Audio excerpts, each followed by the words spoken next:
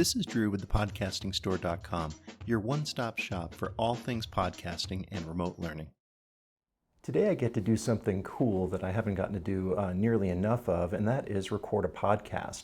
My friend Wes Kreitz, who is a school services representative for Yamaha, has agreed to be on the show, which is Beyond the Stage. It's all about careers in music that do not involve performing. If you haven't checked it out, check it out.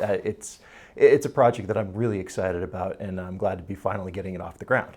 But part of creating a podcast is you need a rig to create it. And so the way I approach that is backwards. In the end, we want a podcast that is informative, entertaining, all that good quality, but we need to record it, and this one's interview style, so we have two persons, which means we have two sound sources, and then we need to edit it and disseminate it, and that's beyond the scope of what we're going to talk about here today. Recording two sound sources in person is actually pretty simple. You just need two microphones, and I've got those right here. So I've got the Heil PR40 that I'm going to use, and then the ATR 2100X that Wes is going to use. Both of them are dynamic mics, which means they can handle a lot of sound abuse, that sort of thing, and they also do not require phantom power, despite the fact that the PR40 kind of looks like a condenser mic. But then we need to record them. So the sound signal from those I'm running into the Zoom PodTrack P4.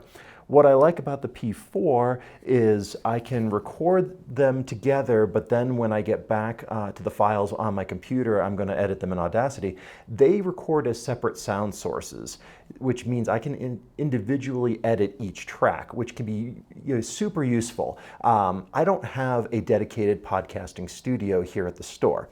I'm just using one of our lesson rooms, and I'm illustrating a point with that. I just have a folding table with a tablecloth, and the room has carpet, so the echoing and ambient noise is going to be kept to a minimum, but these microphones have cardioid patterns. What that means is they pick up right in here and not behind. That's what's called rejection. So if you're standing behind here and talking, you're not going to be able to hear into this microphone, which is a really good thing. And they both have that same kind of pattern and really good rejection. So that's going to allow us to be heard and not everything else in the room.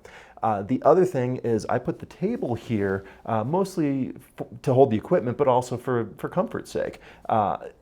Talking like this, it's kind of a little bit of an unnatural act if you don't do it all the time. So I want the guest to be as comfortable as possible, and that allows for him to feel that way.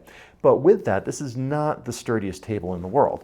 That's why I'm using the mic stands that are floor stands as opposed to table stands. There are a lot of options for boom stands and table stands and clamp stands and all that kind of stuff. I wanted these stands to be isolated from the table because you move it around, you hit it, it creates all kinds of interference. They're on the floor, so short of an earthquake, nothing is going to interfere with those signals and come through on that.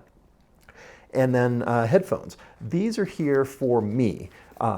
The PodTrack allows for monitoring for multiple people, of course. I don't want to do that with Wes. I want this to be conversational, I want this to be natural, and I want as little technology in the way as possible. So the headphones are here for me to set the levels when we begin, and then I'm going to take them off when we do the actual recording, because I want it to be two people talking. I don't want all the stuff interfering. Now, if we had multiple people on this and it got way more complicated, the PodTrack can accommodate up to 4 inputs, and it can accommodate up to 4 outputs. I might approach it a little bit differently, but given the nature of what I'm trying to do with this, I just wanted to keep it simple, keep it natural, and have it flow as much as possible. And then, of course, the other things that I have here are my list of questions. This is not a checklist. I'm not trying to tick boxes or anything like that. I just want reference for the concepts and ideas that I was trying to approach on that here. So that's a reference for me, and like I said, I'm trying to flow and keep everything as natural as possible. And then I've got my notebook so I can take some notes if something happens notably along the way that I want to make sure that I keep in mind when I'm doing the editing. That is my podcasting rig right now. Obviously, it can change and evolve, but this is what I've landed on, and it works out great. It's super effective and really easy to use.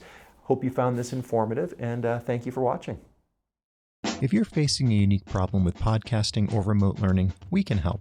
Reach out to us at thepodcastingstore.com and we'll see what solutions we can find for you. And if you like what you hear, do me a favor and tell a friend. Follow us on Facebook, subscribe to our YouTube channel, and sign up for our e-newsletter, and you'll never miss another podcast or video again. This is Drew with thepodcastingstore.com. Thank you for listening.